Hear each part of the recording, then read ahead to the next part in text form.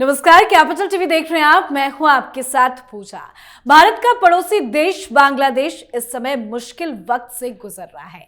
हाल ही में हुए तख्ता पलट से देश में अराजकता की स्थिति बनी हुई है। बांग्लादेश के प्रधानमंत्री पद से इस्तीफा देने के बाद शेख हसीना अपना देश छोड़कर भारत आ गई हैं। उन्होंने फिलहाल भारत में शरण ले रखा है, पर लगातार शेख हसीना के प्रत्यर्पण की मांग की जा रही है। शेख हसीना के मामले में अब बांग्लादेश नेशनल पार्टी के महासचिव मिर्जा फखरुल इस्लाम आलमगीर ने भारत को धमकाने की कोशिश की है।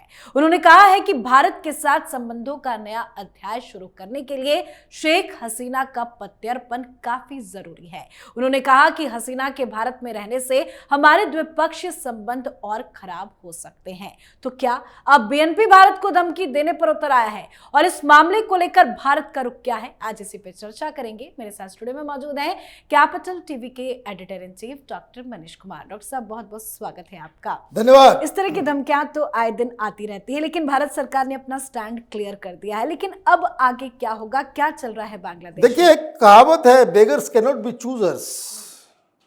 इनको लग रहा है कि इस तरह का बयानबाजी करके वो भारत के ऊपर जरा सा भी कोई इंप्रेशन डाल पाएंगे। Who are you? ये आलमगीर है कौन? भाई, बीएनपी के आप सेक्रेटरी हो। है? खालिदा जिया का बेटा आ जाएगा, फिर तुम नीचे चले जाओगे। है? पारिवारिक पार्टी के गुलामों को इस तरह की बातें नहीं करनी चाहिए। लेकिन सवाल ये नहीं है कि वो क्या कह रहे हैं। वो हलवा पूरी नहीं है कि आपने मांगा और हिंदुस्तान दे देगा। नहीं जाएगी ये हसीना यहां से। आपको जो करना है कर ले। जितना एंटी इंडिया रेटरिक, ये क्या है? ये एंटी इंडिया रेटरिक है कि हिंदुस्तान के खिलाफ माहौल बना दो। हाँ, वो स्टूडेंट लीडर जिसको बाकायदा मिनिस्टर का पद दिया गया, जो लीड कर रहा था स्टूडेंट आंदोलन को, वो भी एक पागल आदमी है। बिना जानकारी के भाषण देता हुआ घूम रहा है। जमात वाले घूम रहे हैं, ये बीएनपी वाले बंगाल में घूम रहे हैं। इंडिया ने गेट खोल दिया, बह गए 11 जिले। बिल्कुल बेकार की बातें। वहां सड़कों पे लिखा जा रहा है Indian dogs are not allowed. और इन भिखारियों को देखिए, इंडियन एम्बेसी के बाहर लाइन में लगे हुए हैं, हंगामा कर रहे थे कुछ दिन पहले तक कि वीजा दे दो, इंडिया जाना है, इंडिया जाना है। अरे, इंडिया के बगैर तुम्हारा काम नहीं चलेगा। ये जो गिदड़ भभकी दे रहा है कि भाई हिंदुस्तान साथ रिश्ते खराब हो जाएंगे, भाई खराब हो जाएंगे, तुमको नुकसान ज्यादा होगा। एक है ना पाकिस्तान, तुम्हारे आका है, जहां से आईएसआई ऑपरेट करती है, जमात वाले को चलाती है, तुम्हारा जो पार्टनर है। इसी तरह की बेहूदी बातें कर रहा था पाकिस्तान भी कि रिश्ते खराब हो जाएंगे। कर लो खराब, क्या फर्क पड़ गया? तुम ही गर्त में चले गए।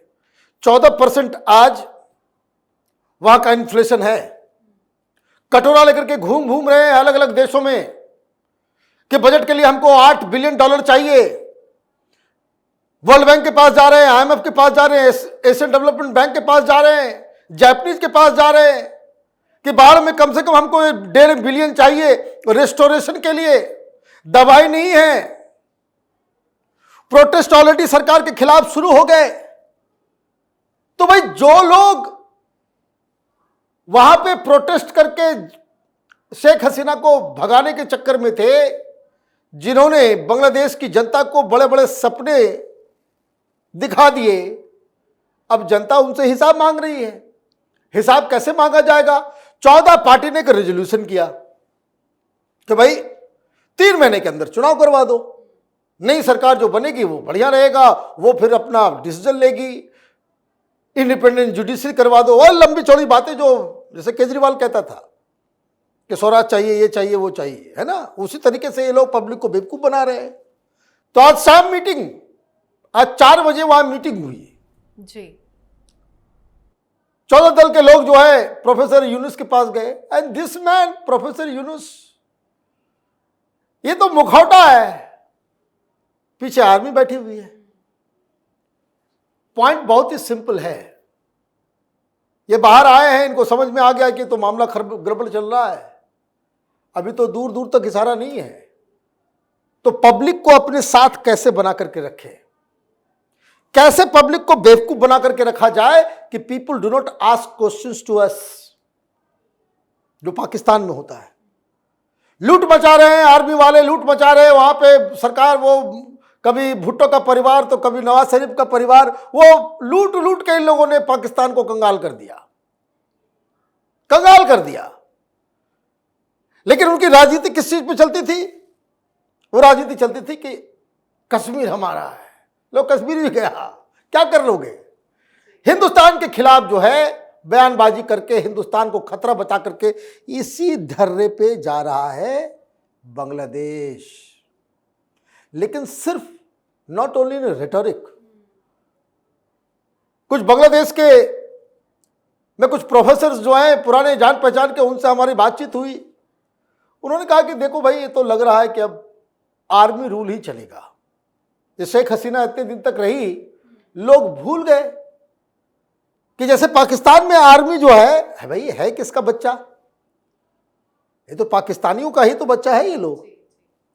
जैसे पाकिस्तान में सत्ता के ऊपर पीछे से और कभी बहुत ही सामने से आकर के वहां पे जनरल जो है राष्ट्रपति बन जाते हैं, सब कुछ सत्ता अपने हाथ में ले लेते हैं, तो उसी साख का तो पैदाइश है बांग्लादेश। वहां 5 बार इस तरीके से सत्ता पलट हुआ है। शेख मुजीबुर रहमान बने तो वहां कैसे बने? तो मुक्ति वाहिनी उनकी थी, और पाकिस्तान की आर्मी के अंदर जो बंगाली लोग थे, बांग्लादेशी लोग, इन लोगों ने रिवोल्ट कर दिया, तो पाकिस्तानी सेना भाग गई, सरेंडर कर गई। हिंदुस्तान ने भी मदद किया। जब मदद किया तो आर्मी स्ट्रक्चर तो वही रह गया जो पाकिस्तान के साथ था। नए लोगों को रिक्रूट किया गया। ये जो रिक्रूटमेंट हो रहा था, अब इसको समझिए, बहुत ही सीरियस बात मैं बोलने जा रहा हूं। आज की तारीख में मोर देन 40% बांग्लादेशी आर्मी के जो लोग हैं, अधिकारी, जवान, सब कुछ, वो इस्लामिक आइडियोलॉजी से प्रेरित है। मतलब वो अपने आप को बांग्लादेश का सिपाही नहीं मानते, वो अपने आप को इस्लाम का सिपाही मानते हैं, जैसे पाकिस्तानी सब है, जैसे पाकिस्तानी सब है। कोई प्रोफेशनल आर्मी नहीं है वहां, और आर्मी की तो वैसे बांग्लादेश को जरूरत नहीं है। बात समझिए, अभी आऊंगा उस पॉइंट के ऊपर। तो शेख मुजीबुर रहमान को आर्मी वालों ने ही तो मारा। आर्मी वाले घर घुस गए, मार दिए। ये 2 बहनें बाहर थी, बच गई शेख हसीना, पूरे खानदान को काट दिया। इंडिया वालों ने शेख मुजीबुर रहमान को कहा था कि निकल लो वहां से। रिपोर्ट आई है आर्मी के अंदर जो है बवाल मचा हुआ है। तो शेख मुजीबुर रहमान ने बड़ा फेमसली कहा था कि मुझे अपनी बांग्लादेश की जनता पे भरोसा है, कोई भी हमें पर्सनली इस तरह से हर्ट नहीं करेगा, नुकसान नहीं पहुंचाएगा। लेकिन क्या मालूम, ये तो वैसे दरिंदे हैं, काट काट करके सबको मार दिया, बहुत ही ग्रूसम तरीके से। और उस पूरे ऑपरेशन में जनरल इरशाद उसने पार्टिसिपेट किया था, और उसके बाद वो बन गया, वो राष्ट्रपति बन गया, सब कुछ उसके हाथ में आ गया 81 तक, 81 से। फिर उसके बाद मोहम्मद इरशाद बने, जियाउर रहमान के बाद मोहम्मद इरशाद बने। फिर उसके बाद 2011 में बांग्लादेशी आर्मी की तरफ से कू किया गया। उसके दो साल पहले वो बांग्लादेश राइफल जो है उसने जो है ये किया। तो कहने का मतलब ये है कि वहां पे आर्मी जो है हिंदुस्तान की तरह नहीं है कि सिविलियन सेटअप जो है उससे अलग है। उनका जो है वो मुंह में पानी आता रहता है कि कब सत्ता को लपक ले, कब लपक ले। और यहां कोई बता रहा है कि रिश्तेदार था शेख हसीना का। शेख हसीना आई तो शेख हसीना ने क्या किया कि वहां सबको ये डर लगा, जैसे पाकिस्तान में भी सबको डर लगा रहता है। सरकार बन गई, ये बन गया, भाई आर्मी से दूर रहो, आर्मी जो मांगे दे दो, आर्मी जो मांगे दे दो। यही गलती शेख हसीना की हो गई। और शेख हसीना ने जो वक़ार-उज़-ज़मान जो है आर्मी चीफ, वो खालिदा जिया के कजन का हस्बैंड है, रिश्तेदार है। और जब ये प्रोटेस्टर्स आए तो आर्मी चीफ ने कहा 40 मिनट दे रहे, निकलो बाहर यहां से। तो बड़ी नाराज हो गई कि भाई तुम लोगों ने तो ये सत्ता चीज ही ऐसी होती है। तो जो आर्मी चीफ अपने रिश्तेदार का ना हुआ, ये मामा जी का होगा, हाँ, प्रोफेसर यूनुस का होगा, जिसको अमेरिका ने बिठाया है। आर्मी ने ये रोल क्यों अपनाया? क्योंकि आर्मी की तरफ से देखिए दो प्रेस कॉन्फ्रेंस पेंटागन की तरफ से किया गया। पेंटागन जो है उसको डायरेक्ट कर रही है, आर्मी टू आर्मी चल रहा है। जैसे पाकिस्तान में आर्मी चीफ जो है वो जाते तो पेंटागन जाता था। ये क्या अमेरिका के साथ डील कर रहा है प्रधानमंत्री नवाज शरीफ या भुट्टो या कोई भी, उसे कोई फर्क नहीं पड़ता था। आर्मी चीफ वो जाते थे पाकिस्तान के, वह पेंटागन में डील किया, बातचीत की, बस वही अक्षरशः फॉलो होता था। और इसलिए घर में घुस के मारा ओसामा बिन लादेन को। आर्मी ने कह दिया कि चुप रहो, ये अमेरिकन आर्मी का ऑपरेशन है, कोई आदमी कुछ नहीं बोलेगा। तो कोई प्रधानमंत्री, कोई नेता, कोई मुंह से आवाज नहीं निकाला। कहने का मैं ये बात इसलिए कह रहा हूं, ये जो खालिदा जिया का जो बॉगी क्रिएट किया जा रहा है कि हमको दे दो, ये कर दो, वो कर दो, इनके हाथ में कुछ नहीं है। वहां आर्मी जो है वो पूरी तरीके से उसने टेक ओवर कर लिया है। और आर्मी ने टेक ओवर क्यों किया है? क्योंकि आर्मी का वहां पे इस तरह का सिस्टम रहा है। और ये शेख हसीना ने क्या किया, मैं पढ़ रहा था रिपोर्ट, भाई पाकिस्तान में तो कम से कम आप दिखा रहे हो कि भाई ये इंडिया से खतरा है ना। अभी दिखा रहे हैं कि भाई अफगानिस्तान से भी खतरा हो गया, इंडिया से खतरा, तो इंडिया जितना आर्म्स खरीद रहा है उतना बजट हमको दो। शेख हसीना से गड़बड़ क्या हुआ? मैं देख रहा था एक रिपोर्ट, उस रिपोर्ट में यह बताया जा रहा था कि जो ये ग्लोबल फायर पावर इंडेक्स है कि अलग अलग आर्मी के पास कितना फायर पावर का जो है वो, उसमें पाकिस्तान जो है वो 47th रैंक पे है और बांग्लादेश 43। किसके लिए भाई? किसके लिए भाई? हिंदुस्तान से तो झगड़ा होना नहीं है। शेख हसीना फिर भी पैसे देते गई, क्यों? क्योंकि उनको आर्मी से बच के रहना है। आर्मी वाले जो बोल रहे हैं देते जाओ, और ज्यादा पैसा एलोकेट करने का मतलब उसके आर्मी वाले ज्यादा घूस खा रहे होंगे, कमा रहे होंगे। ये तो पाकिस्तानी आर्मी यही तो ट्रेडिशन छोड़ के गई। और तो और बिल्कुल पाकिस्तान के ढर्रे पे वहां कई सारी कंपनियां वो आर्मी चलाती है। जूता कंपनी से लेके पेप्सी से लेके सारा कुछ जो है वो जनरल मेजर और ये सब, वो वही बीमारी जो पाकिस्तान में है। अब यहां कोई जनरल कोई बिजनेस करता हुआ पाया जाएगा, उसको मीडिया टांग देगी, नौकरी जाएगी सो अलग, बेइज्जत होगा सो अलग। लेकिन शेख हसीना आर्मी को अपने साथ मिला के रखने के लिए उन्होंने हथियार भी दिलवाए। भाई कि पनडुब्बी की क्या आवश्यकता है? तुमको किससे लड़ाई लड़ना है? भाई मुझे ये बात कोई बता दे भाई कि हिंदुस्तान से तो कोई युद्ध हुआ नहीं। इतने अच्छे रिश्ते भारत के साथ शेख हसीना के समय, तो ये जो फायर पावर आप इकट्ठा कर रहे हैं भाई किसके लिए? तो ऑब्वियस सी बात है कि आपने जो है जानबूझ के वहां के आर्मी को इंपावर किया। ये इंपावर्ड आर्मी जो है अब एक मुखौटा को सामने रख दिया, कठपुतली, और कठपुतली के सारे धागे किसके पास है? आर्मी के पास। किसके पास? उस आर्मी चीफ के पास जो अपने रिश्तेदार को अभी तुरंत तख्ता पलट करके भगा करके आया है। तो कहने का मतलब क्या हुआ कि ये तमाम लोग, एक तो आर्मी के अंदर जमाते इस्लामी, आज एक बयान आया जमाते इस्लामी की तरफ से, कभी और सैक्रिफाइस करना है, अभी हमारा गोल पूरा नहीं हुआ है, अभी हमारा गोल पूरा नहीं हुआ है। 1 महीने पहले तक कोई ये सोच नहीं सकता था कि शेख हसीना जो है उसको छोड़ के जाना पड़ेगा, लेकिन अल्लाह हमारे साथ है। ये जमात वाले अलग प्रेशराइज कर रहे हैं। आर्मी के अंदर जमाती element, Islamic element unprofessional army वो अलग कोहराम मचा रही है। तो ये बीएनपी पीएनपी वाला कहाँ है, आप समझिए।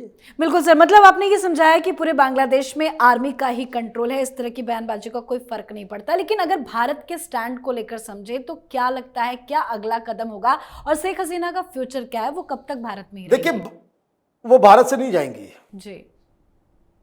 भारत शेख हसीना को नहीं सौंपेगा, ये बात आप समझ लीजिए।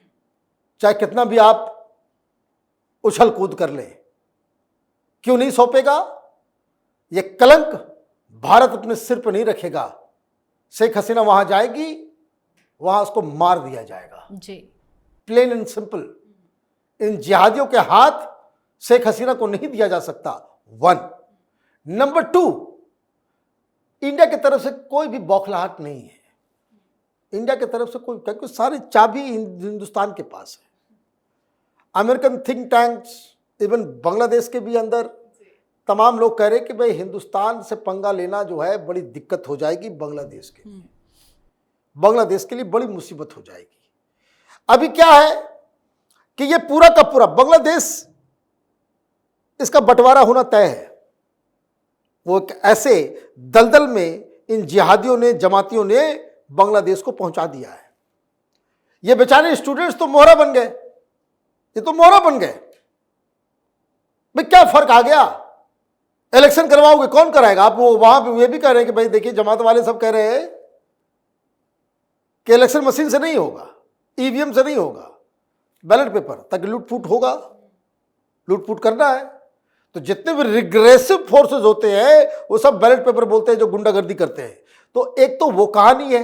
दूसरी जो अंडरस्टैंडिंग समझ में आ रहा है, भारत की सरकार जो है, इन्होंने बांग्लादेश को, वो अमेरिका डील कर रहा है। ये कीचड़ है, जो घुसेगा गंदा होगा। भारत इसलिए दूर है, इससे इसलिए दूर है। कोई ऐसा नहीं कि वहां पे कोई रशियन कर रहा है कि हमको ये करना चाहिए, वो करना चाहिए, नहीं करना है। वहां जमात, वहां जो इस्लामाइज्ड आर्मी, उसके ऊपर दो तरफा प्रेशर है। चाइना और अमेरिका दोनों ही वहां पे जाकर के टकराने वाले हैं। हिंदुस्तान उसी मोमेंट के लिए इंतजार कर रहा है। ये वहां पे जो कोई भी सेटल्ड गवर्नमेंट बनेगी, अभी तक तो कोई भरोसा नहीं है कि भाई कोई डिसीजन हुआ अभी तक। वहां पे सरकार का क्या प्रारूप होगा, एडवाइजर से थोड़ी चलता है सरकार। नया संविधान कैसा आएगा, कौन सरकार में आएगा और किसके प्रभाव से वहां पे सरकार चलेगी, पाकिस्तान से, चीन से या फिर अमेरिका से। चीन वहां घुसेगा तो अमेरिका के साथ हिंदुस्तान है, फिर उसके बाद वो अलग लड़ाई होगी, वो अलग लड़ाई होगी। फिर ह्यूमन राइट्स का भी मसला उठेगा, माइनॉरिटीज के ऊपर हमला का भी मसला उठेगा। अमेरिका अलग तरीके से बात करेगा कि भाई ये सारी चीजें हमने तुम्हारे लिए करवाया, क्योंकि अभी बांग्लादेश को जरूरत क्या है? बांग्लादेश को जरूरत है पैसे की, आईएमएफ से, वर्ल्ड बैंक से। जैसे पाकिस्तान कटोरा लेकर के घूम रहा है, इनको भी घूमना पड़ेगा। और ये मुहैया कौन करा सकता है? चीन नहीं, चीन नहीं मुहैया कराएगा, ये तो फिर अमेरिका ही करवाएगा। और चीन आउट हुआ तो इसका मतलब है कि वहां पे जिहादियों के ऊपर जो है गाज गिरेगी, फिर वहां रिवोल्ट होगा। चारों तरफ से जो सिनेरियो क्रिएट हो रहा है वहां पे, वो डिवास्टेटिंग है। आज से 2 साल के बाद जब कैपिटल टीवी के ऊपर हम लोग प्रोग्राम करेंगे, हम लोग प्रोग्राम कर रहे होंगे कि बांग्लादेश के अंदर गृह युद्ध चल रहा है, इसके अलावा कुछ नहीं होने वाला। बहुत बहुत धन्यवाद सर समझाने के लिए। धन्यवाद। तो भारत सरकार झुकने के मूड में बिल्कुल नहीं है। अभी हाल ही में इस मसले पर जब विदेश मंत्रालय के प्रवक्ता रणधीर जायसवाल से पूछा गया कि क्या बांग्लादेश की अंतरिम सरकार हसीना की वापसी की मांग कर सकती है, तो उन्होंने इसे काल्पनिक मामला बताया। वैसे एक बात तो साफ है, शेख हसीना को लेकर पीएम मोदी ने तगड़ा प्लान बना रखा है। बांग्लादेश के साथ भारत के रिश्ते को लेकर भी भारत की रणनीति बहुत क्लियर है और भारत कभी भी अपनी किसी महिला और पुराने मित्र को दलदल में नहीं धकेल सकता है।